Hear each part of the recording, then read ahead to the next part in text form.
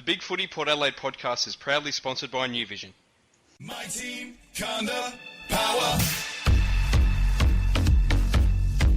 I love the power. I love the power. Hi everyone, I'm Macca 19 and this is the Big Footy Port Adelaide podcast coming to you live on Port Fan Radio. And look, joining me as always are the lovely Portia and Rick. Good evening. What was that, Rick? How are we? Hello, can you hear me? I'm good, but I think Rick's, I don't know what's wrong with him. Maybe he's been muted or something, but he's not as loud as usual. It's probably a good thing. Building up momentum, but it's an exciting night. You know, again, spending it with Portia and Macarena. You could at least call him macaroni and make it two foods or something. That'd make more Then when we sense. follow it up with anus, it's even better. A third food. Welcome, Janus. What a welcome. Hello. Hello, hello. Well, let's get straight into it and talk about the grand final. Hawthorn, look, all credit to them. They just know how to win premierships. They won their 13th flag by 46 points over West Coast. For the second year running, the grand final was almost over halfway through the second quarter as Hawthorn played some pretty inspired footy through the middle and especially up forward as well, whilst West Coast just seemed to waste their opportunities. Yep. I suppose it's a disappointing grand final in a lot of ways, because it was just kind of shit. And also, really, I mean, when are they going to investigate the state of non-Victorian football with all these Victorian teams winning premiership? It's not right. You know, got full credit to Hawthorn. They are a good side. They take advantage of home ground advantage, unlike some of the WA sides. They know what they're doing. So, yeah, good luck to them. Hopefully we're the ones to knock them off. We can be giant killers again. That's it. Well, I think West Coast showed when you have a lack of access to the MCG, which is a unique ground with its environment, especially if it's windy, which we sort of got exposed to in the preliminary final in 2014, that can really expose you. And they were the dominant team probably in the first quarter or the first half of the first quarter, but couldn't maximise their chances. And it looked like a little bit of stage fright, but also a little bit of not handling the conditions. And as you said, Macca, you've got to give credit to Hawthorn. They have an amazing ability to be able to perform under pressure. And you know the stats that have been thrown around their grand final victory with their straight shooting for goal, especially after the first final loss, is quite amazing. And that ability to perform under pressure has really been the defining highlight for Hawthorn over the last 3 years. Yeah. Did anyone else find some similarities between West Coast performance and ours in 2007? That performance by West Coast on the weekend is exactly the reason why getting into a grand final on the back of a easier draw in terms of who you play and stuff is a double-edged sword, because they didn't get the what's the word I'm looking for? I'm going to use the word gumption, but that's not the word. The steel, the metal, to take it up to top six. Yeah, the top six sides, you know? Like, when you're playing against a Hawthorn or a Sydney or a Fremantle away from, well, obviously not Fremantle, but all these other sides away from home and getting a hard draw, it gives you the impetus you need in the finals, because you say, well, we've already gone through this before, we can do it again. Whereas West Coast, the final series was pretty much the hardest games they've had all in a row all season, pretty much. So, No, I do agree with that. I personally found a lot of similarities between our performance or our season as a whole in 07 and West Coast as a whole in 2015. I mean, no one really expected West Coast to get this far. They improved out of sight pretty much due to career best years to a bunch of their sort of, under 23, 24-year-olds. I'm talking about, Dom Sheed, Shepherd, Elliot Yeo, Cripps, Sinclair, Shuey, and really all except Shepherd were pretty much terrible in the grand final. And you look at some of the stats, I mean, Hill, Lacroix and Cripps combined for 117 goals for the year. They only managed 2 between them in the grand final. Kennedy was spanked all day, just absolutely given the bath of a lifetime.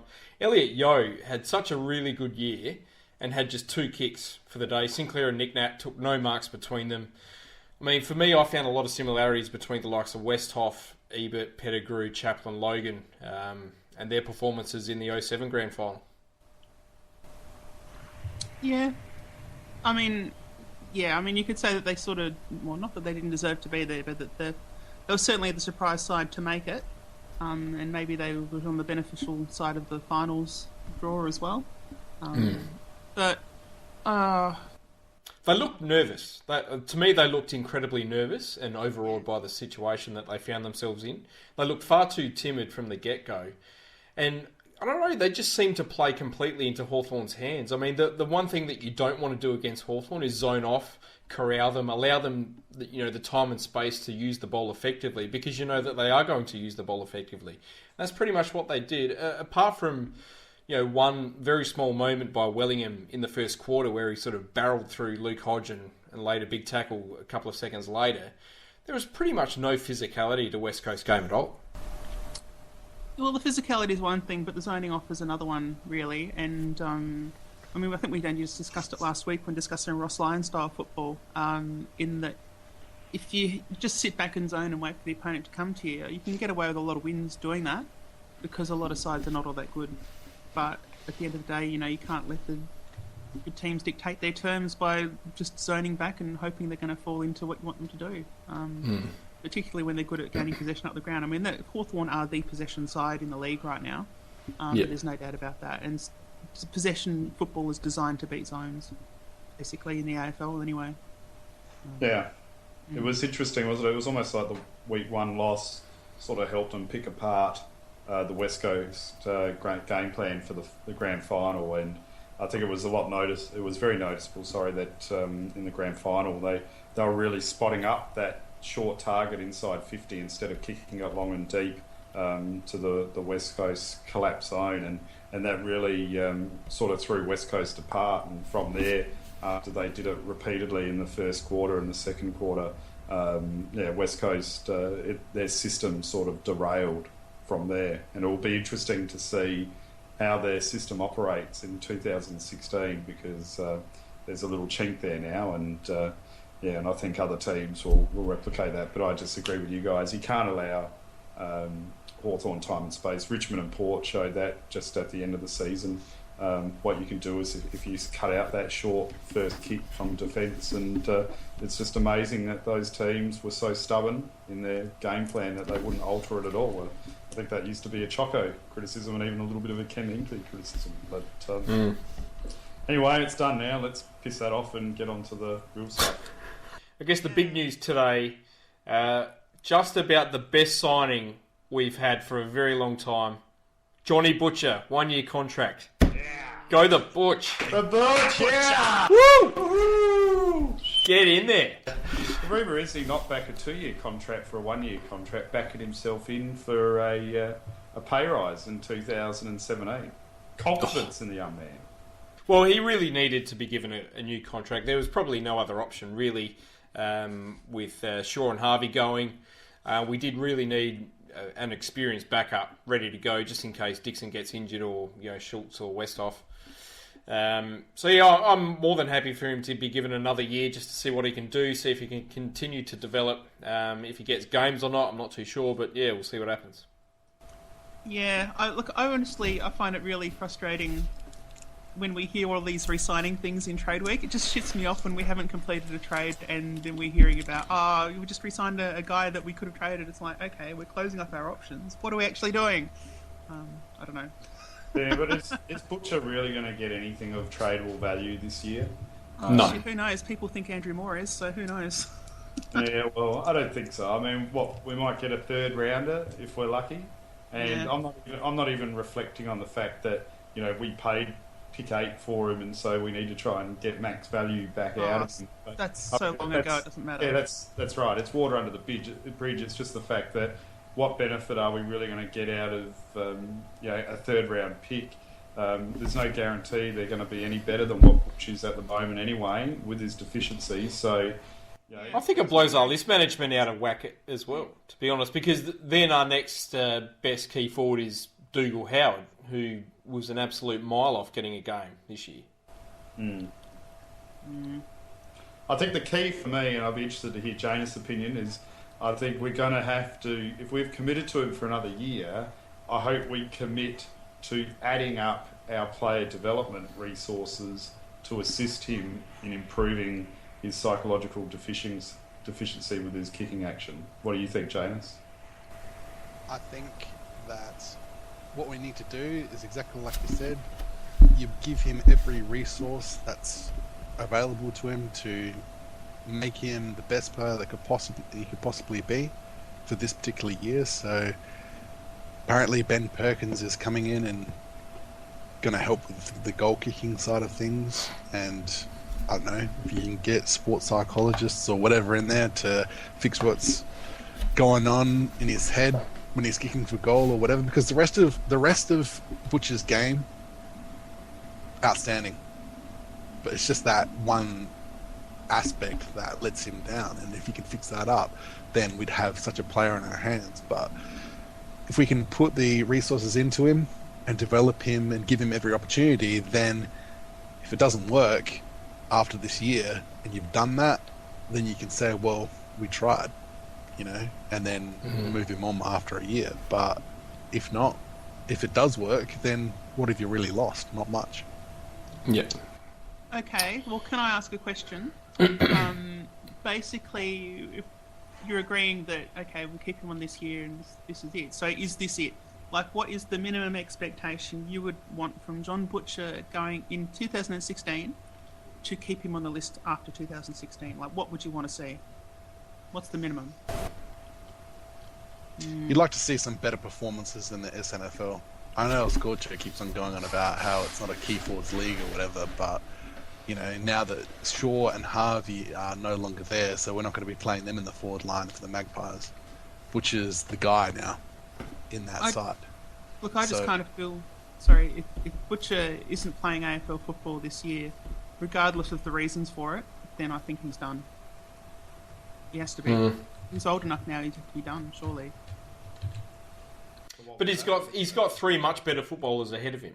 It's a hard one. It really is a hard one. I think it's going to more depend on, A, do we draft another key position forward, and where do we draft them, and B, the development of the likes of Howard and Austin. I mean, if Howard follows the path of Harvey and Shaw and gets delisted at the end of next year, then Butcher, I think, is definitely going to be given another year in 2017. Will we have maybe some player management this year?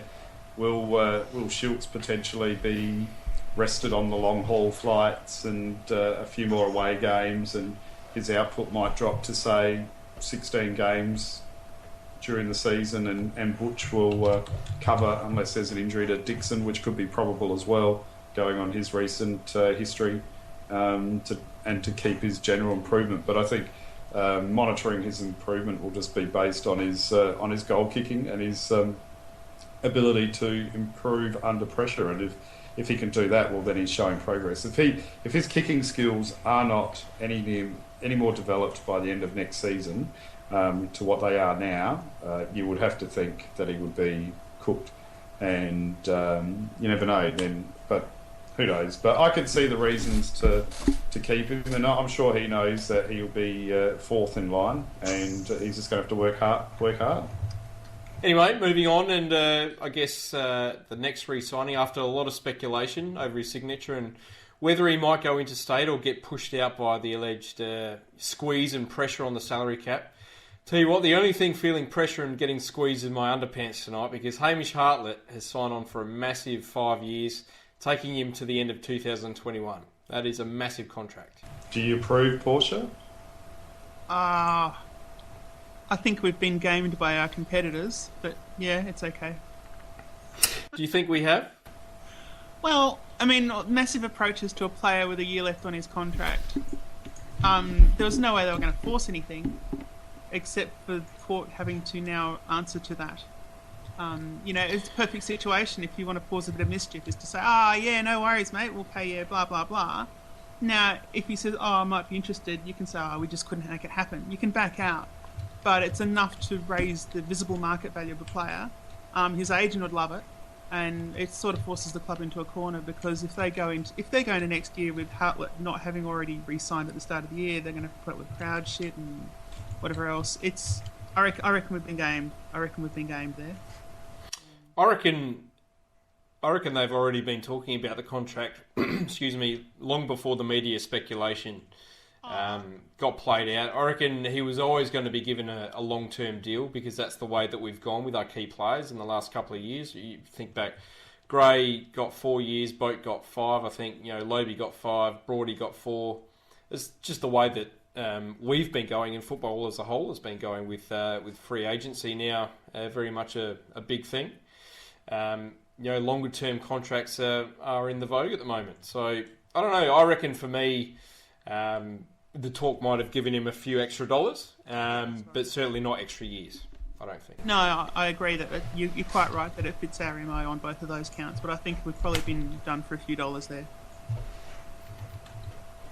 Without knowing the contract, like the money side of the contract, like the years and stuff, I don't have a problem with. Especially since, like you look at guys like Hodge and Mitchell, they're running around and they're like 31, 32, and that's when Hartlett will be signed to. So, no problems there. But unless you knew the money side of it, then you couldn't really say whether it was paying over or not. I don't think, because I don't know, like others have said, it's did he really get those offers for like $750K per year, or was it just a gambit thing from other clubs to shake out Wines and Wingard for next year? You don't know. Probably both, maybe. Because other clubs would have been happy with having a guy like Hartlett on there. I mean, if they were going to offer, Richmond was apparently offering their first round picks for 2015 and 16 for him, which is, I mean, it's not great, but it's good enough for a player like Hartlett, if you know what I mean. So, yeah, I don't know. I think it's one of those things that you will not know the actual whether it was a good deal or not until probably 2 years into it. Yeah, that's fair. So, it's one of those things that you'd have to just bide your time and look at it in a couple of years and say, well, did we win a premiership with Hamish Hartlett in those couple of years? If we did, then hey, it's worth it. I guess one other thing that makes me feel more comfortable about the length of this contract than would have done a year ago is that we seem to have found a position that Hartlett can play, not contest-free, but one where he's probably got a bit less injury risk than he would in some of the roles he's played in the past. So it probably does make it more likely he will be able to actually see out the duration. So on that count, I'm pretty happy with that duration, even though I don't really like 5-year contract. That's long. Yeah. Look, I think we panicked a little bit myself, and I guess I'm concerned by the length of the term. He hasn't really convinced me yet. His output's still probably been down on what it should be, and obviously he's had his injury issues.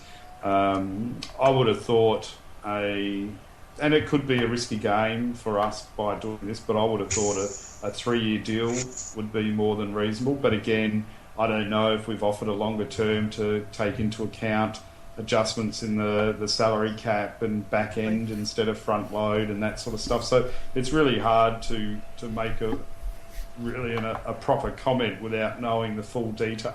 But yeah, I don't know if a 6-year contract is what I would have been giving a potentially injury prone and slightly underperforming player. But if he can deliver regularly what he delivered in the back end of the 2015 season, well, then I'll be eating my words and I'll have no issues whatsoever, because I thought his finish to the season was fantastic, and that's what I was hoping that we could get. People talk about him being injury prone. He's missed one game with injury in the last 3 years. Yeah, but how many games has he performed under duress? Yeah. Which has limited his output. Yep, well, that's the main thing. I guess Hamish I've got a very high expectation from Hamish with what he can deliver. I think he has exquisite skills and is a fantastic footballer.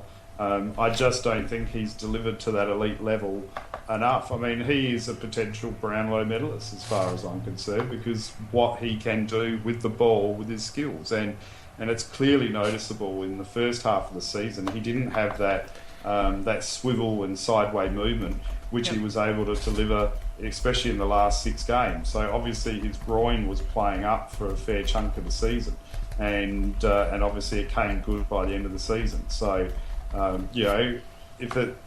we just need a fit Hamish Hartlett to justify 6 years.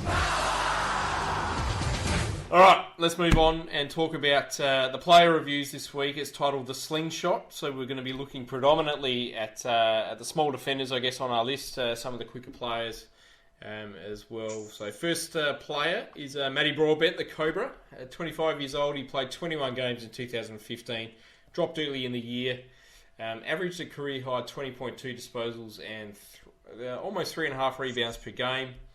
I guess it was pretty much a year of two halves, really, for Broady. As I said, he was pretty poor up to round 7 when he was dropped. Came back and didn't really put much of a foot wrong after that point. Yeah, he's had a pretty decent season. I guess he's one of those players that you really need in a team, in that he just keeps sort of plugging away most of the time. I don't think he had a lot of exceptional games this season, but certainly his production was right up there, and I feel like if he went missing, we probably would miss him. I don't know, I'm probably not the best person to speak about his highlights. I only have eyes for O'Shea, so you tell me. I thought he was another underperformer, and I thought he was one that could potentially be maybe trade bait out of all our halfback flankers on the list.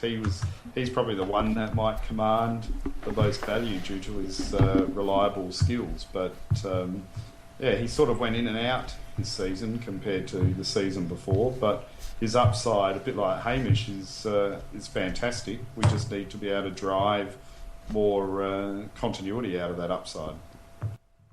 I thought he and Pittard sort of swapped roles throughout the year. I thought at the first sort of 2 months it looked like Broady was playing more of a shutdown role and not really doing all that great a job at it, whereas Pittard had such a fantastic start to his 2015. Then once Broady came back, they seemed to swap roles and almost swapped their level of performance as well. Yeah, the thing I'd say about Broadbent would be, for the whole entire season, he didn't have a bad season, but didn't have a good one either. It was I don't know, unnoticeable. No, not unnoticeable. What's the word I'm looking for? Unremarkable. Unremarkable, that's it. It's like there was nothing, there was no real big game where you go, oh yeah, he had a fantastic game, and it was the best thing I've ever seen. You know, he was linking up and one of the best players or anything like that. But at the same time, he didn't really have, apart from those first few games where he's look, let's see, he didn't really have a poor game either. You know, I thought he was really good against Collingwood. That was probably his best game of the year. He had something like 26 touches and 10 rebounds that game. He was fantastic that night. But outside of that, he was more sort of consistent, I guess. I guess my main issue with Broady is, and what he showed in the first part of the season, was that if he can only play well when he's the loose man, is he worth being in the side? Not really. Because you need to be able to play multiple roles, especially in that sort of position, because there's a lot of players that can play that position. And I think if Hamish is going to play our new quarterback role, I love using that term after the Peter Burgoyne era. That's going to put his position under threat, and O'Shea and Jasper Pittard. So, he needs to be able to be accountable and also be the loose man. Yeah, I think that it's a good question to ask, because I think the thing that we saw at the end of this year is that we had a very overloaded defence. We had all of our halfbacks, flankers playing. We had Hartlett playing defensively as well. We had all of our tools. Basically, we just had as many people in the back line as we possibly could. And that makes a lot of sense when you are playing a slingshot game plan, where you are, we are relying on getting the ball from defence up to your forward line, but hopefully we are going to play a forward line this year because that's better structurally, it's more likely to win us a premiership. But what that means is to do that, we'll actually have to take back some of those players that we've overloaded our defence with. And so that means that each individual defender, particularly the flankers, because that's where it will disappear from, is going to have to be more accountable and more creative as well. So we're going to have a heightened expectation of each individual defender this year, coming to 2016. And as you said, with as many players as we've got, having one guy loose, you can do that when you're overloading your defence. But if you're not overloading your defence anymore, then it becomes a lot harder to justify someone that is maybe a bit iffy, holding your man down as well as being creative. It's going to be a demanding year for our defenders. If we do it, we should. Oh, you don't think that we'll still play a +1 in defence? Because I would think that's like a Hinkley staple. He likes that overlap run coming back. Yeah, but that's Hartlow. I suppose. Yeah. Particularly now. We're paying a lot of money to do that, so he'd better be. Yes. No, that's true. No, it's definitely true that the defenders... Because the only reason why we overloaded our defence was because our defence was just so... For whatever reason, and I don't know why, at the start of the year, it was just they weren't getting it done. Now, whether that was a case of the midfield wasn't doing their job in terms of like putting in defensive efforts and not running hard enough, I don't know, but there was definitely that thing of when was that game? I think it was the Brisbane game that we dropped Broadbent, but then we brought in 2 other extra runners. Like I think it was O'Shea. We brought in O'Shea, who'd done nothing at all at that point. Yeah, but we also brought in like Impey or something. Impey was back or something like that. Yeah. So it was like 2 defenders for 1 person coming out, and it was just I don't understand what we were doing. I think it was just a case of we'll just chuck more players at a particular problem and hope it fixes itself. You know, like one of these guys will get it right, but it didn't work that way, unfortunately. So yeah, I think that the defence. I mean, the defence is the one thing you need to sort of shore up, and then you can work on the rest of it. And I agree that probably the defence might have been a weakness in some part, but really, in any side, a large part of the defence performing well is your forward line performing well. Because, and more importantly, delivery to the forward line performing well. So if you're getting the ball in defence and you're kicking it up the ground, the reality is if it doesn't clear the centre line, basically, and it keeps coming straight back to you, then you're going to be playing a full game as a defender. You're going to be running your ass off, and you're probably going to still have a bunch of goals scored against you because it's a battle of attrition. And the more opportunities your opponents get, the more likely they are to kick goals. So I think that partially, I mean, obviously, I've just talked about how the defenders are an issue. Individually, they're going to have to be a bit better. But I think it's just our forward structure, and hopefully that'll be fixed in 2016. All right, let's move on and talk about the next player, Jasper Pittard, 24 years old. Yeah! We knew that was coming. Averaged very much career high 19.6 disposals a game, as well as career highs in inside 50s and contested possessions. Took more steps in the right direction, but I'm not going to lie, my blood pressure still does go up when he's got the ball. Like Brody, I thought there were 2 parts to his game in 2015. The first part of the season where he was entrusted as the loose man, where I thought he dominated and played clearly the best footy of his career, and probably the best footy played by that sort of player in our side since 07 Peter Burgoyne. Then he was either used more in a defensive role or had someone placed on him where he sort of began to struggle a little bit again. Yeah, look, I thought Pittard had a great year. There's no denying that. I think that when you talk about Pittard, it's really interesting to hear what people's views are, because I feel like there's a strong correlation between people that hate Pittard and people that don't go to games. Because I think that if you see him at games... Yeah, that's fair. Yeah, I think that if you see him at games and you see the work he does to get the ball to someone on TV, because it's a super close-up, he looks like he's running around like an idiot. But at the ground, you can see he's just trying to hold onto the ball long enough for there to be an opportunity to kick it and get a secure possession up the field. I've really enjoyed watching him play this year. He's really becoming a much, much smarter footballer. I think then the good thing about that is that increases every year with more experience, so that in 2 or 3 years' time, I mean, he'll be All-Australian, I would imagine. He should have that level of experience and nous in the game he'll be right up there. And so that's been fantastic to see, and it's been good to see him go forward and be a bit more versatile as well. Makes him a harder matchup for oppositions, and also means that his opponents can't sort of run away from him to the same extent. But yeah, his accountability is an issue. Hopefully Bassett... No, it's not Bassett in our defence, is it? Who's out of defence? Still Nix? Bassett. That's Bassett. Oh, Bassett, there we are. So hopefully Bassett can... he's got a big job. He's got a big job, because if we're reducing the numbers in defence from the end of the year, he's going to have to come up with something pretty good and implement it quite quickly. So he's hoping. See, I'm going to disagree with that. I reckon defensively he's pretty well bang on. I think he's improved his defensive side of his game completely out of sight over the last 18 months. For me, I still think he finds new and different ways to turn the ball over or to run into trouble and give up ludicrous goals. And I think he's fantastic when he plays on instinct. I think when he uses that instinct, gets through the ball really quickly, he's an absolutely incredible footballer. When he has the ball for more than about 4 seconds, that's when I start to get worried, and more often than not, it leads to a turnover. But you're forgetting, and this is symptomatic of not Jasper, but a few of our players, and I'm going to compare... I know what you're going to say, Rick, and I'm going to disagree in advance. What am I going to say?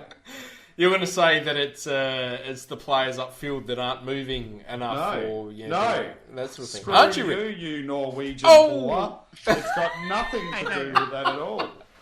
It's actually got to do with the fact that Jasper asked for the ball on the wrong side of his body, and he's not the only person that does that. So he'll try to take it on his right side, and he's only a left foot kick. And therefore, he gets himself up shit creek without a paddle, because then he has to try and readjust himself to get onto his left side to dispose of the ball. And what happened near the end of the season, he started running and getting the ball on the correct side of his body, which also then meant he didn't have to hold the ball unless he was running a direct line for more than 4 seconds. Now, he's not the only player in our team to do this, and so I think it's all...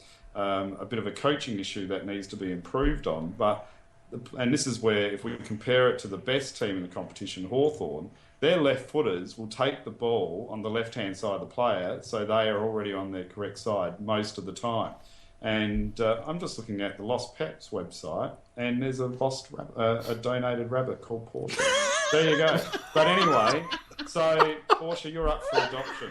And good. But that is part of his problem, and I think that was eradicated quite substantially in the second half of the year. So if I was you, Mr. Norwegian porn star, go back to your reviewing tapes and have a look properly, and you'll see that is the bulk of his issue. I disagree. Well, I think you raise a bit of a bigger point there, Rick, in the fact that I think we've actually got too many one-sided players in our squad, to be honest. We've got a lot of players that have no wrong side to their play at all, which I think in this day and age is a bit of an issue. And look, I do think you raise a fair point there with Pittard. I do think when he does receive the ball on his right-hand side, I think his opponents know what he's going to do, and that's sort of try and get onto his left, and they're aware of that. But I still think he runs himself into trouble too much. Yeah, well, that's because he's taking the ball on the wrong side. He shouldn't be... if he's in the right position, you need to think it But through. no other player does that. No other player in our squad, nay, the entire AFL, runs themselves into that much trouble as Jasper Pittard does. And that's a fact. Right there. I want you to provide me stats. And you show me stats, and then I'll believe you. I think you're pulling that out of your bumhole, Ian. No. If you want a stat to go with that, Mac, I would reckon that there would be no player in the league that handballs backwards less than Jasper Pittard. Yep, probably. I think that's probably what it's related to. And honestly, I'd rather have him running around like a muppet than hand passing backwards constantly, because that's very destructive. I think you just have it in for Jasper, Macca. You need to get your goggles I off. don't have it in for Jasper at all. I thought he played probably half a season of All-Australian level footy this year and half a season of below average football this year. And if he can get that up a little bit more, I think he's definitely a chance to be All-Australian. I think he is a vital player in our side in terms of his run, his carry. When he plays on instinct, his skills are fantastic. He creates goals, he creates a lot of run. yeah, it's just raising that sort of that floor of his game and getting that up to a better level. He's a potential multiple Brownlow medalist, Macca. Just don't. I'm surprised he didn't win this year, to be honest. I know, it's a disgrace. I do think there needs to be an audit. Who's Nat Fyfe anyway? Bloody hell. I think Janus? Yeah, with Pittard. When I look at him and look at the way he relates to the rest of his teammates and stuff, I can see a player that pretty much plays to the level that the rest of the team is playing at. Kind of like an anti-barometer. Like, not if he's playing well, the team's playing well. More like if the team is all playing well and all firing and fit, then his performance is exponentially increased. So, like, in the first 5 rounds where we were playing pretty decent football, he was looking all Australian. But then as soon as the rest of the team started to fall off, then it came back to him to try and create something out of nothing because everyone else was doing nothing. So therefore he runs himself into trouble. So hopefully next year, if everyone else improves, he's going to improve along with them purely by not having to create as much. If you get what I'm saying. Good stuff. Let's move on and talk about Jarman Impey, who was in his second year in the system. He's 20 years old, averaged 12.5 disposals in 17 games. Thought he played less deep in defence this year and did some maybe some more sort of tagging jobs further up the field in 2015. I loved Impey this season. I've almost got to the point where I forget his first name is Jarman. It doesn't bother me anymore. He's had a really fantastic year. It's amazing to think he's only so young.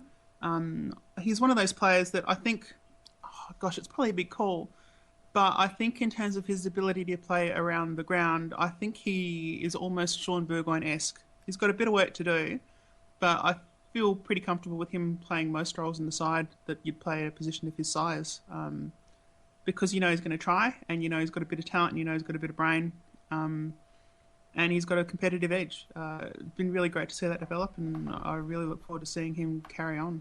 It's been a fantastic year. Mm-hmm. No? I agree. Getting him in Polek for pick 14 was a pretty good deal, I believe. You know, that was some shrewd trading. Yeah. Can't say a bad word about Jarman, to be honest. Did pretty much all the roles that he was asked to do. Unfortunately, got injured for that little period of time, for those 4 weeks, so he didn't get that continuity into his season. But when he got going, he was, he was one of the better performers of the side all year. Yeah. Yep. Totally agree. Isn't he offered a 3-year contract somewhere else, Sydney? Isn't that what's rumoured? Isn't he off to Sydney? Is he? I wouldn't imagine so. That's very risky by Sydney if that's the case. But I like the way that Jarman's progressing. I don't think he's a regular first 22 player yet, but he's developing nicely. And I love his... disagree. You strongly disagree? Well, yes. Did he play 22 games in 2014? How many games did he play in the row at the end of the year? I don't care. Did he play 22 games in 2014? No. Did he play 22 games in 2015? No. But will he maybe potentially play 22 games in 2016? No, I don't think so. He will play not only 22 games in 2016, but he'll play his 22nd game in a row in 2016 from this year. I heard a rumour that he's also a future Brownlow medalist for Port Adelaide. So that's how much quality he is. And he isn't a Norwegian filthy porn star, unlike Macca. But I still think he's got a bit of way to go. Like Jasper, he can run himself into trouble, and he calls for the ball in the wrong position. But I love his speed and his line-breaking ability. But I think where's his best fit? In the defence, and he's fighting with Jasper, Broadbent, Cam O'Shea, to name a few. And plus then we've got our talls in Cleary, Homch, Jackson Tringo, Alapati Carlisle. I just can't see him being a 22-game player next year and keeping those other players out. I think he can be, and I personally would like to see him further up the field. I thought his best footy was played a bit further up the field in 2015, specifically talking about the first half against GWS in round 20, where I thought he was one of the best on ground. For me, he just needs to find some consistency in his game. His best was very, very good. He was great in round 1 versus Freo, against the Dogs in round 10 as well, and against Collingwood. But his worst games were just completely invisible. Like, he literally did nothing, and you didn't really notice that he was actually out there at all. But if he can get some consistency, I think he's a vital part of our future. Defensively, he's very good. Great pace, good skills, can kick goals, great sidestep. You know, he can pretty much play anywhere. Yeah, look, I think I agree with Macca that I'd like to see him continue developing up the field. I think it's probably his best place. And my vision for him is not that he becomes a lockdown defender or even a recruiting halfback. I think he's gets added to the midfield crew alongside Archie and everyone else because he has a degree of accountability, but he can also punish a player that doesn't pay him respect. He's done that a few times now, and I can see him being a very, very much the player that your opponent's main midfielder. I wouldn't say he'd be a tagger because you don't have taggers anymore, but I think he'll be the closest thing we have to it in our side. Just a really tough, contested footballer that can punish you if you don't pay him respect. Right, next player, Cam O'Shea, 23 years old, played 68 games, just the 10 in 2015. For just 14 touches a game, though he had career highs in rebounds from defensive 50 and averaged also 2.6 tackles a game. Thought his 2015 pretty much mirrored his 2014, where he sort of struggled early in the year to get a look in. Only played the one game before about round 16. Thought he came good in that second half of the year and proved his worth once again in the AFL side when he gets his head right. Yep, he's a good player. Right, who are we talking about? Super Cam. Was that? Do you guys think that his first call up in the season was very unfortunate for him when he was really not in any form at all, and they still picked him, and it was like lambs to the slaughter. I felt I thought he was very hard done by because he shouldn't have been picked in the first place. Played a shit game, and then got dropped, and I didn't think that was very fair.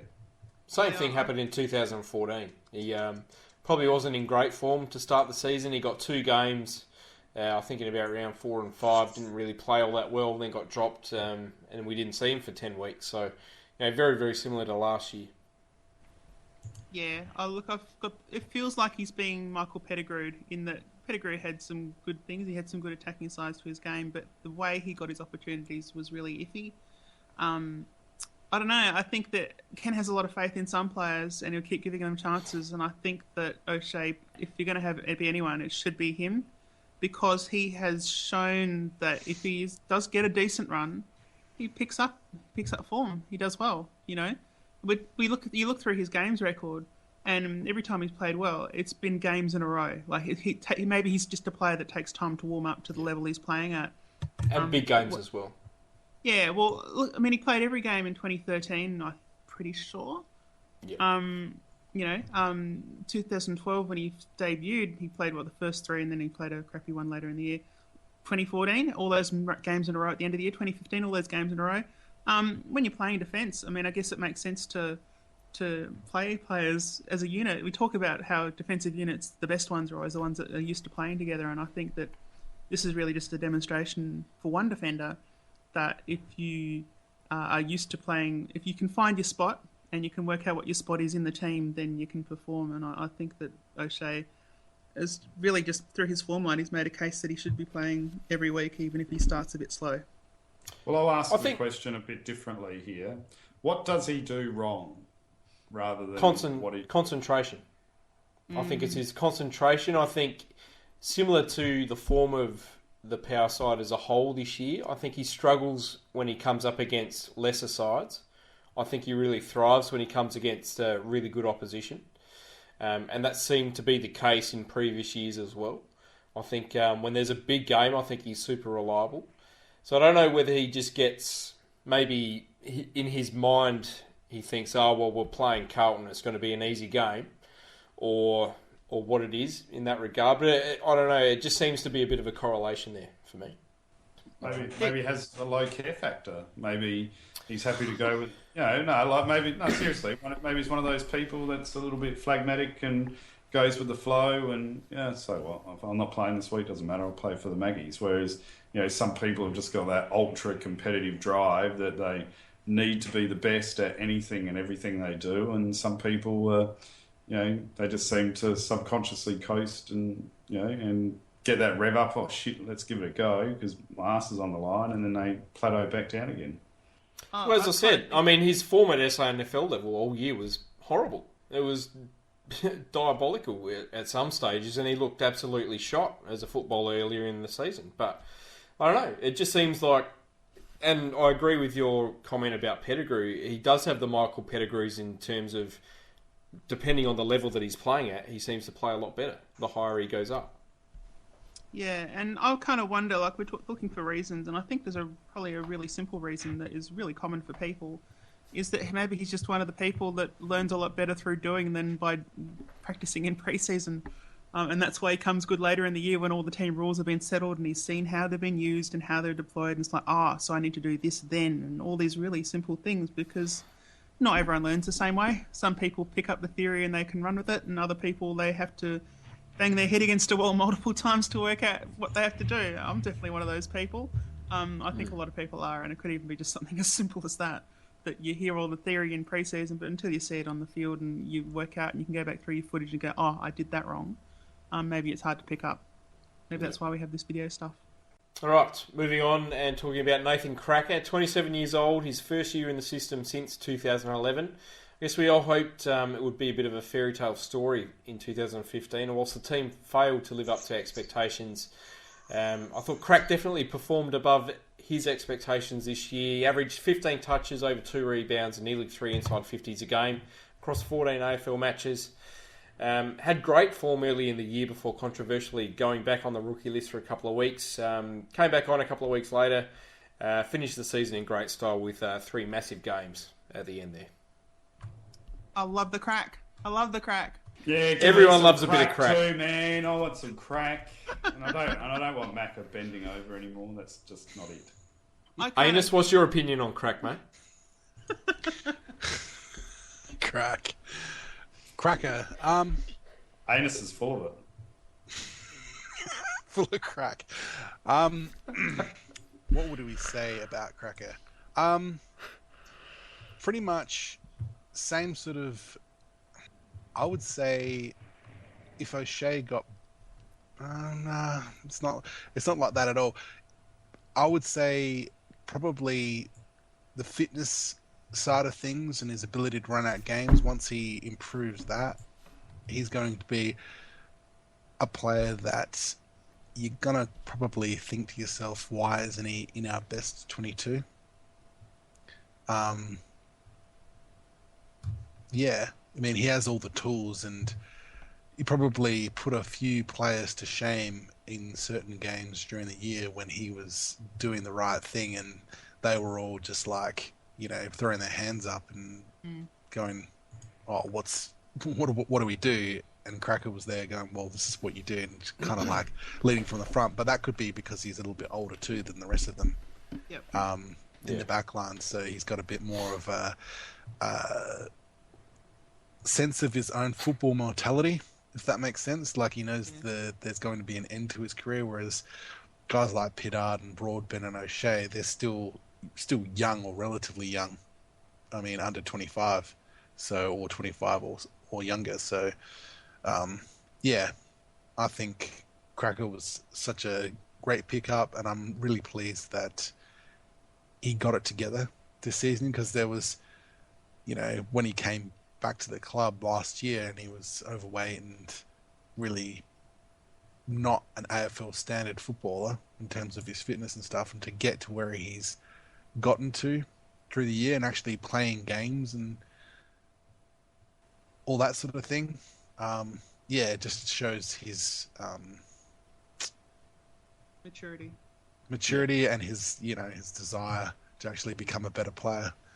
And it's different compared to what he was like when he was first at the club, where he didn't have that level of maturity, and maybe it was something that he needed to go through that process to become a better person, so he could become a better footballer. I don't know, but I was just going to say, Macca, you can chat about his fitness because I was going to bring that up too. But I think his skills are the most Hawthorn-like type of player we have in our team. When others were crumbling under pressure, which is what you guys were intimating before, he was the one that was still able to stand up under pressure and hit his targets off the half-back line, which is really the key for us going forward. So, and I know you're going to touch on this right now, so hopefully he gets his fitness up so he can be a regular 22 player in our side. No, you're right. He was an absolute rock down back in terms of his foot skills. He just almost faultless throughout the season. Just always seemed to hit those targets. And you mentioned fitness, Janus. I think that's a very fair point. I think if you were to look back through the matchday threads on Big Footy and have a look at half time, he was probably well inside our best players in just about every single game he played at half time, and then faded throughout the second half. Certainly in terms of his disposal output, it was a lot more in the first half as opposed to his second half. If he can get that up to an AFL standard, so he can run out games at that level, I mean, he'd just be an absolutely magical player and an absolute rock down back. I think it's been a fantastic performance from Macca to get to where he is now. And I think that when we're talking about how he was one of the ones that stood up, I think that when he started in the league with Port Adelaide originally, he was, all energy. He was everywhere at once. And you got the feeling he sort of was lost and wasn't sure what he needed to do because he was thinking too big. And I feel like he's one of those people that's learnt the really, really valuable lesson that's extremely hard to learn even if you know the words, which is that everything that you do is one small thing at a time. We talk about Jasper Pittard getting lost because he's trying to think 3 moves ahead. And there's a place for that sort of player. But I think with Cracker, what you get is that he is in the moment when he's got the ball. And he's like, okay, what's the best thing I can do right now without overthinking too much? I think that's extremely valuable. It's a sign of wisdom in a lot of respects. And I think it's a good little bit of contrast in our defensive line to have not only the all-out creators that are the architects trying to make a big thing ahead of them, but also the ones that just do all the small things really well. And I agree, it's been Hawthorne-esque. It's been he's one of the guys that you'd really love to hear to read his autobiography after he's done with football, because I think it'd be absolutely fascinating. But his year this year has been fantastic. I feel like I kind of expected a lot of it, but that's unfair because he's obviously done a lot of work to get to where he is. And good on him. Been a great year. Well said. Next player, Darcy Byrne-Jones, 20 years old, his second year in the system as well. Played 20 SANFL games this year for 14 disposals a game, also kicked 2 goals. I thought he improved his consistency a lot this year compared to 2014. Looked a lot stronger, more into the game mentally for longer periods of time as well. I really like Darcy Byrne-Jones. I think he's got time on his side, but I guess my issue is that with Brody, Pittard, Impey, O'Shea, Cracker, all good enough to be in the side, he's going to have to pull out something special to start getting games next year. Yeah, well, he's Mission Impossible Smokey, isn't he? His favourite from the draft year that he was in. I don't know, I haven't seen any Magpies games, so I can't really comment on his form, but it's going to be hard for him to break into that side unless something happens, and it looks like we're not trading out players because we want a premiership. What's the exceptional thing that he has that can break him into the side next year? Nothing. Not yet. No? Position or something? Yet. Well, he's got pace, doesn't he? I thought he had endurance. Well, he's very quick. He is very quick. He's got a blended ability of speed and endurance. He's Michael Stevens, is he? Similar body shape. Similar body shape to Michael Stevens. Oh, shit. I mean, look, he's just one of those players that you want to see in 2016 really evolve his game.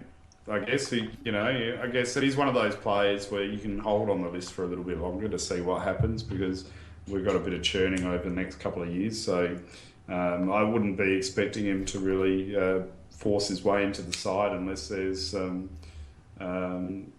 amazing improvement in his skill set. That's for sure. Well, I mean, if you look at the players on our list that are nearing the end of their career, I mean, I wouldn't have thought that any of the positions he could fill has a player in that category, which means he's competing with all guys that are in their prime or very close to it. It is going to be very hard for him to get a spot, you'd think, unless there's some horrible, horrible injuries. I guess one of the options that we could do is maybe move a Broadbent or a Pittard onto a wing and see Darcy Byrne-Jones take over a back flank, or maybe even he might end up good enough to take on a wing spot on his own anyway. Yeah, maybe. He would be in the bottom 6 of our list at the moment, don't you reckon? And I'm not saying this in an offensive way. I just think where he's situated at the moment, he's got a tough battle without significant improvement. Yeah, I think it's one of those situations, like in the NFL, they have the depth chart where they list everyone by position, and you can say, okay, you're the third in line to be a wide receiver or whatever else, or this position or this position. I think that if you put him on a depth chart for our side, he's really 4th or below for every position he can play. So yeah, he'd definitely be bottom 6 overall, I would imagine. Yeah, but we knew that when we took him, that he would be a long-term prospect. He was a small, skinny kid. He's put some time and effort into building up his body. He's still got a fair way to go in that regard. I think the club understands that, and that's why he got a contract extension this year as well. I think we need to see something amazing in 2016 at SANFL level. I think if he can build out his output, maybe get to 18 or 19 disposals a game, do some really good shutdown jobs down back, he'll stay on the list for a couple more years, I think. Fair enough. Janus? Everything that I could possibly say about Darcy has already been said.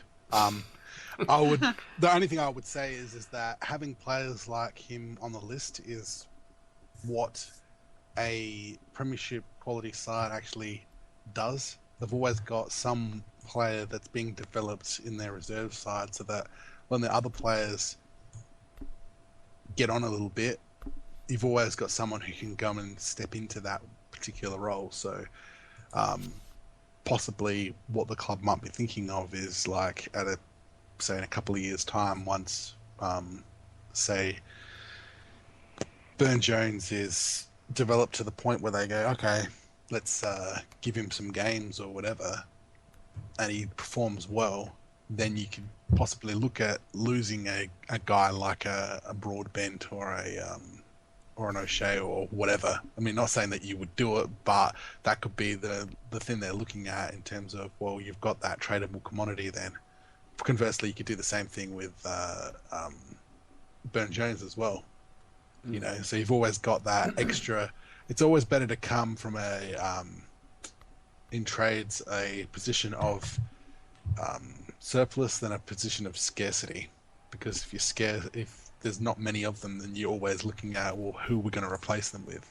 Well, now you know who you're going to replace them with. You've got a player in reserves who's doing exactly the same role, and he's been doing it for the past 4 years, learning how to play a particular game style and game plan. So you've got someone you can seamlessly slot in, and that's what Hawthorn does. You've got players who they all know the game plan, and they can just slot into that particular role because that's what they've been doing at Box Hill or wherever they're playing.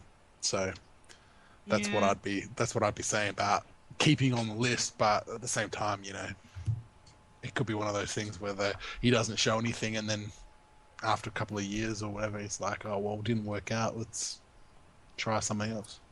Yeah, look, I'm not sure that there's really any trade value to it, because the one thing that is definitely not on Byrne-Jones' side in terms of having a trade value is that there's no scarcity involved. If you're developing a player for a long time at a lower level than AFL, it usually needs to be a player that is hard to get otherwise. The reality is that it's easy to get flankers every year. Every year there's flankers available for trade, or that have just been recently delisted that are just okay. So finding that kind of lock-in replacement is not really too hard. I mean, it's you can get an okay AFL player any year, any trading period. The difficult part is to get the exceptional ones. So I'm not sure that. I don't know what people saw in Burn Jones that they think he's worth this development. I'm interested to see it. I'd love to see it. 2016, hopefully we do. But beyond that, I would think if he hasn't shown something that makes him look like he's a real AFL chance, it's probably time to roll the dice to someone else again. And particularly as next year's meant to be a better draft anyway. Don't know about that. Which part? Next year's draft, I've heard it's possibly worse than this year. Oh, God, okay. Which is pretty bad. What's going on with our player development then? What do you mean? Well, as a league level, if the drafts are getting worse, surely with all the money and player development, shouldn't each draft year be getting better and stronger? I think the year after that's looking outstanding.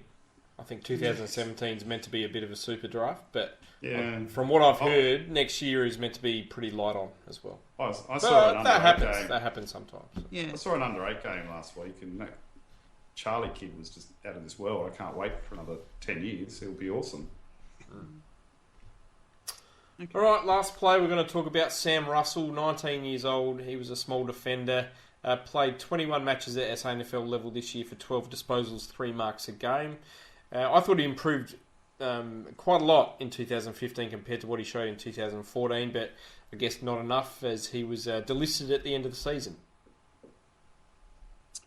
Yep, I don't know anything about him. Move on. Who's next? Janus? Well, he's not on our list anymore, is he? So that's it. Still worth talking about. I really liked Sam Russell. I liked his defensive ability, he had decent pace, good skills. But we've got so many small defenders, I guess he was always up against it, unless he put forth an extraordinary season, which he wasn't able to do. But yeah, I guess he was one of those players picked in the 2013 draft where we just seemed to pick defender after defender, hoping that some of them would be okay. Yeah, that was it was definitely a scattershot philosophy to drafting, same as last year. I suppose we kind of did with tools. It'd be interesting to see what position we scattershot draft this year. Maybe half forwards. I don't know. Hopefully midfielders. Well, yeah, maybe. I think we probably could justify. But when I say half forwards, I kind of mean attacking midfielders anyway. But yeah, could be. Janus. There he is. What was that sound? Anyway, I've got nothing. Well, Norwegian Sam Russell, what was Norwegian what was wood. yeah, that's it. Yeah, I didn't. Sam Russell was drafted at a rookie, right? Wasn't he? Yeah. Yeah. I didn't. Once you're drafting a whole, I think the way we're looking at it is like you guys have said. We seem to go for one particular type of player and just overload that particular thing and see, okay, who of these guys is going to be considered to be good, you know, after a few seasons or whatever, and then to list the ones that are not showing any promise and keep the ones that are. So, does it work? Well, I don't know. We've done it for the past 2 years. It might work, it might not, but you can't say that he didn't have the opportunities to actually show something, especially since he was on. But I guess the other thing too is that because he was on the rookie list, it was either a case of get rid of him or upgrade him, wasn't it? So it might have been just a case of, sorry, you haven't shown enough to warrant being upgraded to the main list, so it's time to look at someone else. Yeah. I really personally, just on the rookie list, I kind of wish we were at the point where we get rid of it. I don't think it serves a good purpose because you'd be better off with a larger list for certainly availability of players to clubs, And I also think it's better off for players because the rookies don't get paid as much as most draftees, I'm pretty sure. I don't know if they get paid as much as like a 6th round national draftee. They don't get the same opportunities. It's just a really weird mechanic to keep around. I think if we just increase list sizes across the board to, say, 42 again, back like it was, I think, some time ago, I think that would probably be an improvement. And that way, if you're on the list, you know you got a shot. Yeah, some teams might not draft young guys. They might draft, depth players, but that improves the quality of the competition anyway. So I don't know. That's my feeling. I think the rookie list is a concept that's time has passed. Personally, I don't think it's good for anyone. Yeah, I think it's a bit outdated. I personally would like some sort of active-inactive list sort of thing to take its place, but that's just me. I think there might be room for that sort of list structure in the AFL, but yeah, I don't really see the point of the rookie list anymore. Yeah. You could probably do a list like you're talking about if you didn't have so many teams. You actually have the talent to fill up all those positions. But yeah, I don't know. If you have a look at some of the guys that are getting around on rookie lists and stuff, and they just get delisted after a couple of years, and you don't want to be paying. I suppose it all depends on whether you've got a national reserves competition, I guess, rather than anything else. You need someone. Yeah, I'm happy for there to be some sort of supplementary list. I think the way an active or inactive list would work is, say, this year, for example, we drafted Dougal Howard, who was never ever going to get a game this year at AFL level. You draft him in the national draft. We picked up Nathan Cracker in the supplementary draft. That way we can move Dougal Howard to the inactive list, move Nathan Cracker to the active list for the year. Bang. Sorted. We don't have the situation mid-year where we have to put Cracker back onto the rookie list because someone's not injured anymore and needs to play games. So he's got to go back on the rookie list and then he can't play even though he's a first 18 player, which is just stupid. But what's even the purpose of the rookie list then? I mean, I personally don't understand what harm it would do to just say every rookie player can play every game. For example, like they're just regular players on the list. As soon as they're drafted either in the main draft or the rookie draft or whatever else, like every player is on a list. I don't see how that harms the competition. I think it probably improves the standard, if anything, because you won't just be picking the lowest rated 18-year-olds in what is already a fairly shallow pool. You might actually see a couple of guys like Logan kept around another year or two, which isn't the worst thing, and it certainly means that if you have a horrible run with injuries like we saw Gold Coast have this year, then maybe you've got a bit more shot of having some mature player ready to come in and make it so your team doesn't fall completely to shit. I don't know. I just don't see there's any benefit to having any supplementary list, really. No, that's also fair. Wasn't the original point of the rookie list to basically train on players at the start, but then clubs decided to use it as some sort of cultivating ground for players they weren't quite sure of, so they'd pay them less money, even though they probably deserved to have an AFL contract at some point.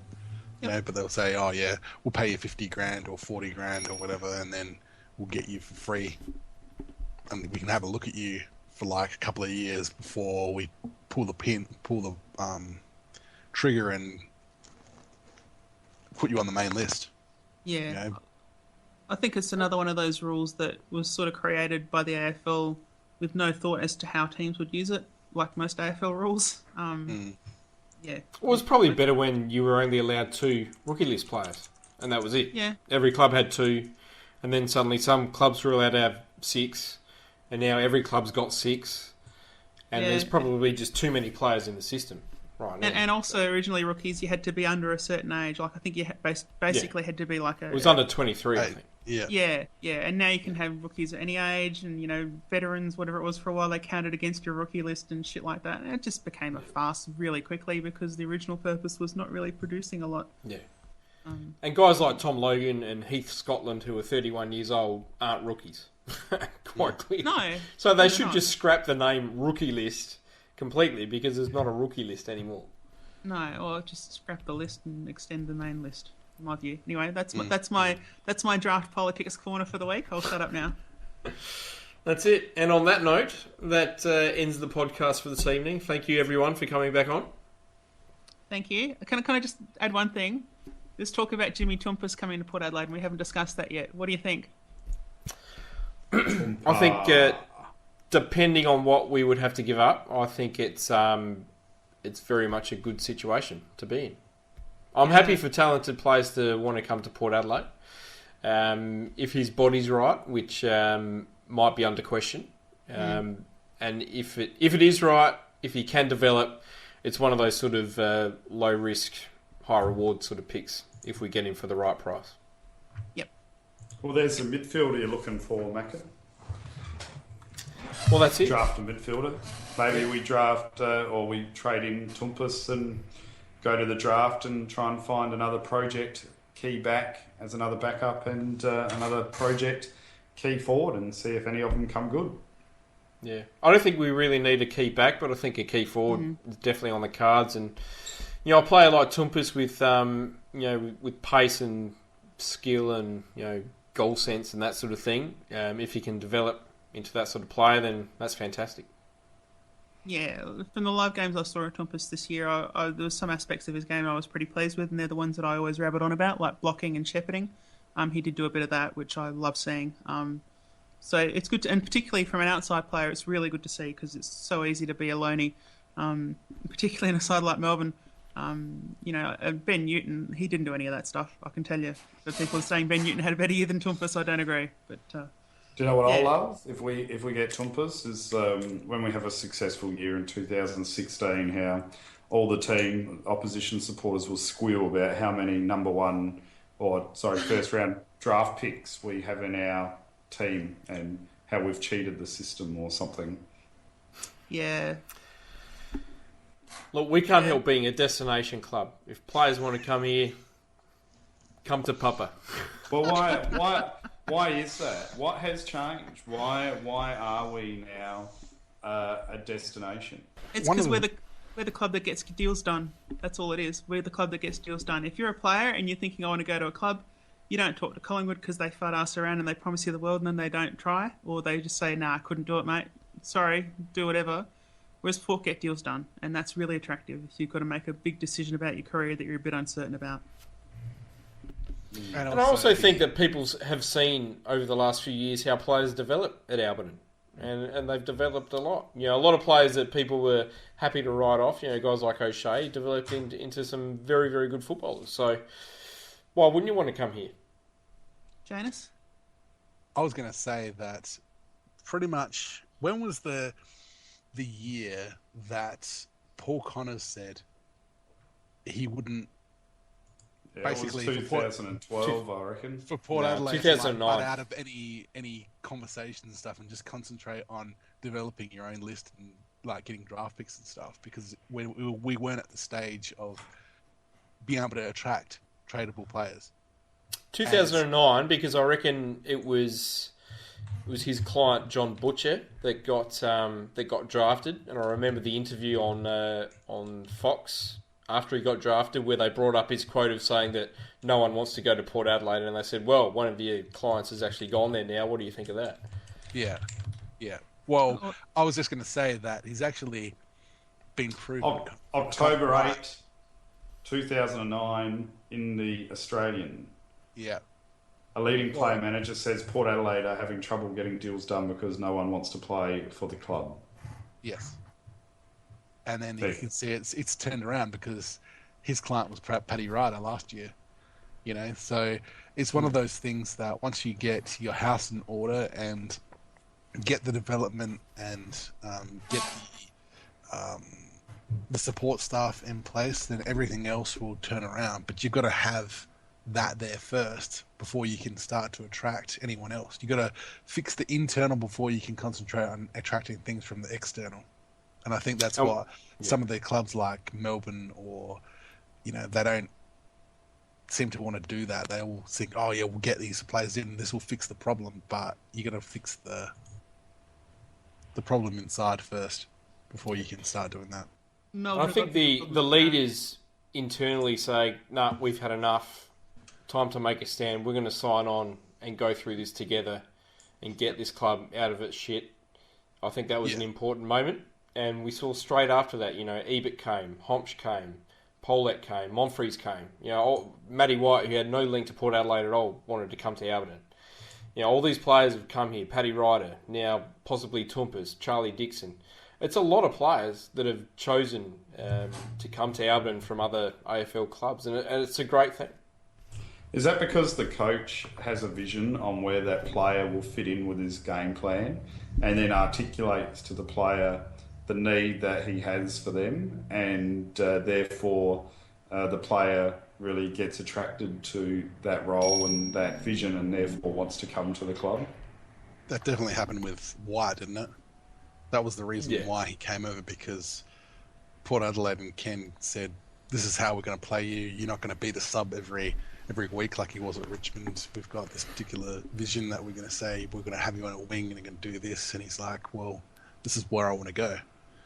And I think that's one of the things that we didn't have with, unfortunately, with not only with the development side, but also just with the tactics and the structural side with Matthew Primus. He didn't have that vision of what he saw the game being played like. He was just copying other people's ideas and other things, and it's like, well, if you can't explain it to me, then how am I going to ever do it? So, no, you're right. And I think that really it's the off-field stuff is mostly, I think, is a big part as well, because it comes down to players wanting to be at a team that is focused and knows what they're doing and has a goal, because that means they're professional. It means that they're more likely to not be full of backfighting and whatever, or infighting and backstabbing, whatever else. You talked about Melbourne, about how they're not that sort of side, and Melbourne's problems are bigger than that because they're waiting for someone to rescue them. And I think that we came close to that with Matty Primus when we were trying to be humble. It doesn't really say much about your club if you're just sort of trying to get by and not be noticed and just get along, because it probably means you're doing a lot of things that with bad intentions off the field. And I think that certainly one club helps in attracting players now, because they know who we are. They know who we are. We know what we stand for. There's some things they can recognise about us. There's some tradition they're more aware of. It's the whole package, I guess. Not just the coach. It's the club. The club has improved itself. I don't think anyone can deny that right now. Ooh. Yep. All good stuff. Sorry. And on that note, Khan the Pair. Khan the Power. Step up on the plate, Dermot. Every kid in the backyard with the big trees lined up with the footy before Mum calls you in for dinner. The shot for goal after the siren to win it. Jared Polton, your time has come. Drop punt. He's kicked it. Your time has come.